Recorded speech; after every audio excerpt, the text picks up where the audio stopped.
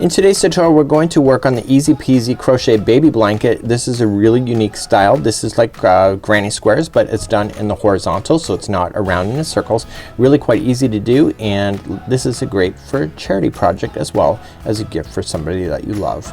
Let's begin to do that right after this.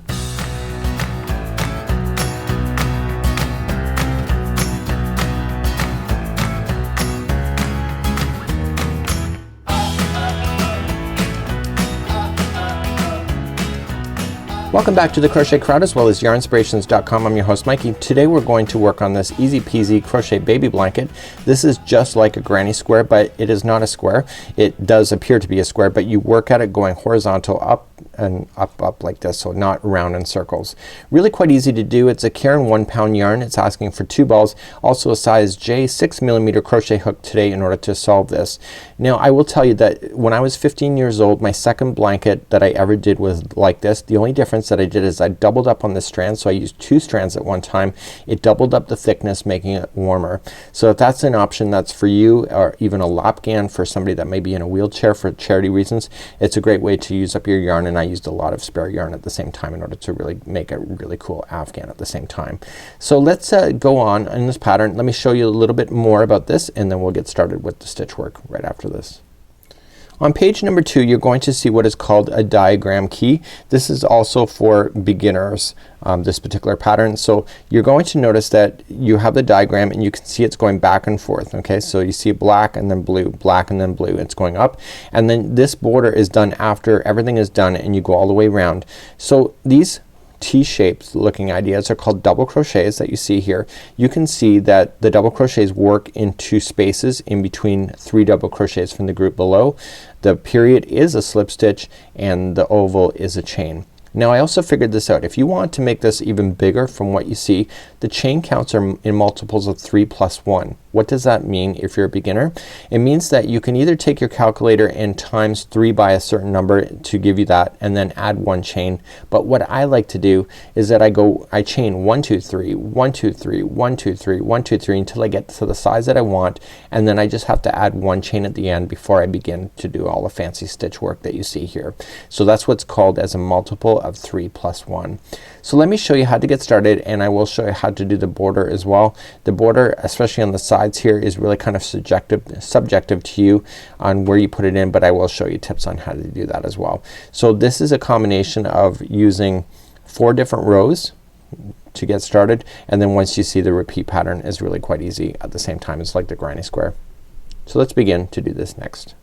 So using a size J crochet hook today and some Caron 1 pound yarn, we're going to create a slip knot. Remember that there are slower tutorials available for specific stitches if you need them here if you're a beginner.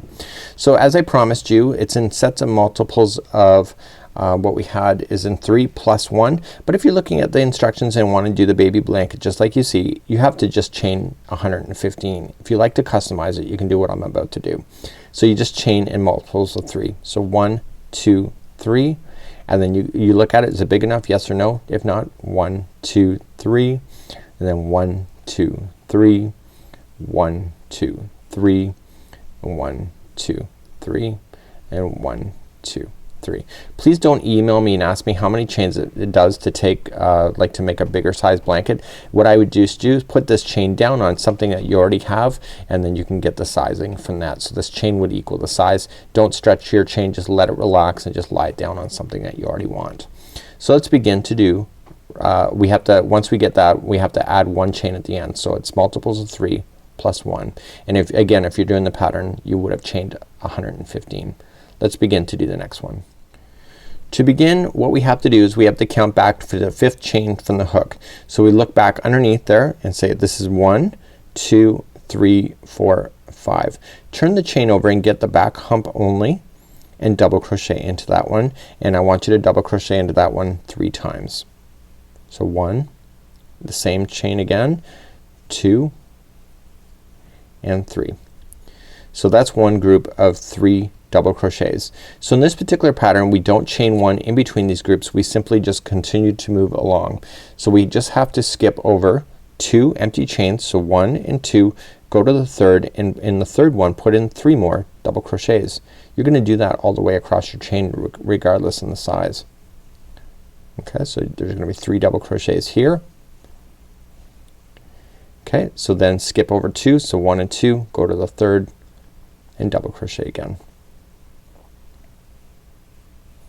3 times into that same space or same chain. Always starting on a project, if you're a beginner, always a little bit slower, but once you get started it goes pretty quick. Skip 2, go to the 3rd again, 3 more double crochets. So you're gonna do this all the way across your particular chain. Doesn't matter which size, it's all gonna be the same. Okay, skip 2, go to the 3rd, and you will be left with 2 chains at the end of this when you're all done. And so we're on the end, we'll be ending the same way, all of us. We're only gonna skip 1, and in the final chain we're just gonna put in 1 double crochet in there. And that makes sense because watch when I hold it up, you're gonna appear that you have your chain that I'm holding it over here. See where my finger is moving? And you got your chain counts as a double crochet, and this is a double crochet standing by itself on this side where my thumb is moving, and you can see they're all balanced. Let's move along to row number 2. So let's turn our work, and this is when it gets easy. Okay, so whenever you are starting on row number 2, you're always gonna start off the same way. Now the thing about it is that these groups of 3 can never appear on top of each other, so the next group of 3 will be in these spaces that are in between, just like that. So we have to then assume, because we have a space here, that we have to put a partial, so we can't put a full 3 in because then it'll be unbalanced. So how we start row number 2 is that we're gonna chain 3, which counts as a double crochet, and we come right into the space and we add another double crochet in like this. So now we're just gonna look for the spaces in between the groups of 3, and we're just gonna put in 3 double crochets into each. Really quite simple. And so we're just gonna put 3 in. Okay, once you get that done, come to the next space, again another 3, and you do that all the way across your line.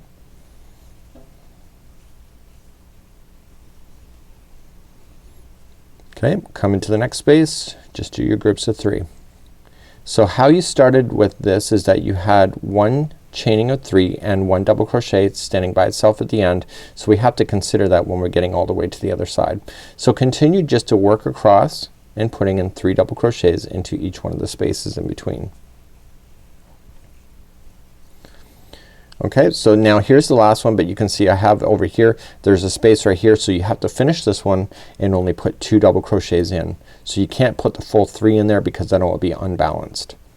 Okay, so like we started here, we did chain 3 and then 1 double crochet by itself, and then we did our 3s all the way, and on the very end you have your 2 double crochets at the end. Let's turn our work and move up to row number 3. So row number 3, again very easy, just chaining up 3. So this time the space is closer to the edge, so we only chain up 3, which counts as a double crochet, and so we just immediately jump to this chain to the space here and put in 3 double crochets right away.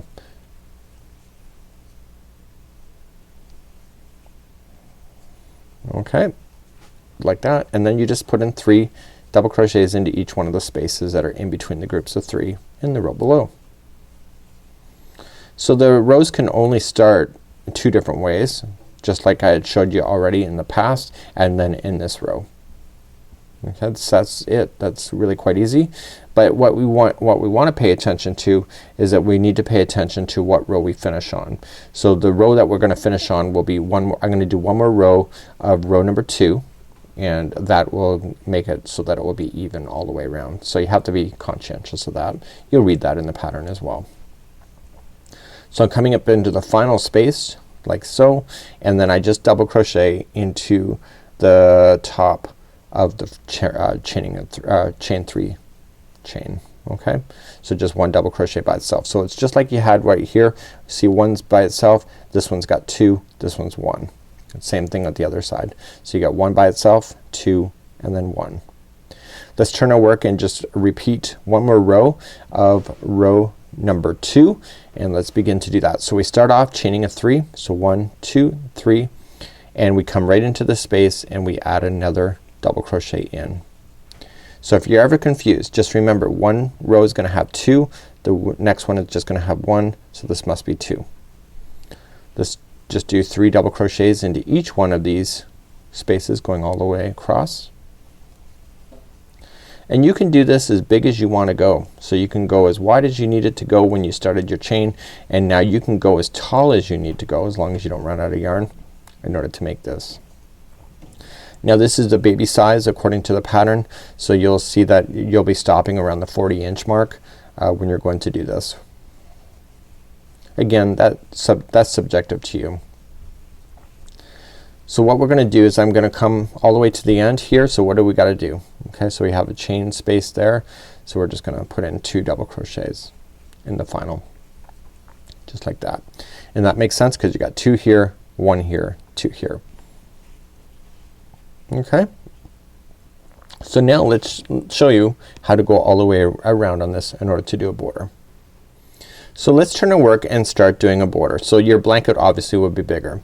So we wanna start off with, and we wanna chain 3, which counts as a double crochet, and what we want to do is we wanna match the stitches that are going across the top. So every double crochet is gonna get a double crochet going across. So the uppers and the bottoms really are no problem at all for what you need to do for this particular afghan. It's the sides that are really gonna throw you for a loop if you're a new crocheter, but I don't want you to give up on yourself because it's really not hard. You just have to be consistent is all. I don't bother to count stitches. I just kinda eye it up as I go. As long as the afghan can sit flat and it doesn't appear to be buckling, so it doesn't pull out of shape, and as long as there's not too many so it doesn't ruffle, then you know you've done a great job. So you're gonna come up all the way to the other side, just 1 double crochet into each, and so you have 2 here, so you got 1, and the next one will be in your corner. So in the corners you always have to put in 5 double crochets so it will turn around easily. So this is 2, 3, 4, and 5. Let's try that 5th one again. So now that we're working on the side, I'm gonna try a 5th one for the final time here, and now you just gotta equally space out what you have. You can look at the diagram, and so you will see that sometimes you just have to eye it out. Never go into a space if you can avoid it, but you can if you want to, if it makes it easier for you on this particular sample. If this was a solid afghan I would recommend not to, but because this has open work on it you can get away with it. So I'm gonna put 2 single crochets into this space here. I'm gonna put a double crochet right into this area here, and then here's another space here. So I'm just eyeing it out to make it look flat.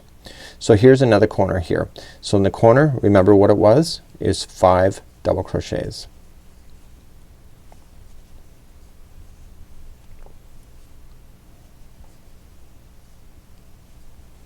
That's right, I'm going all the way around.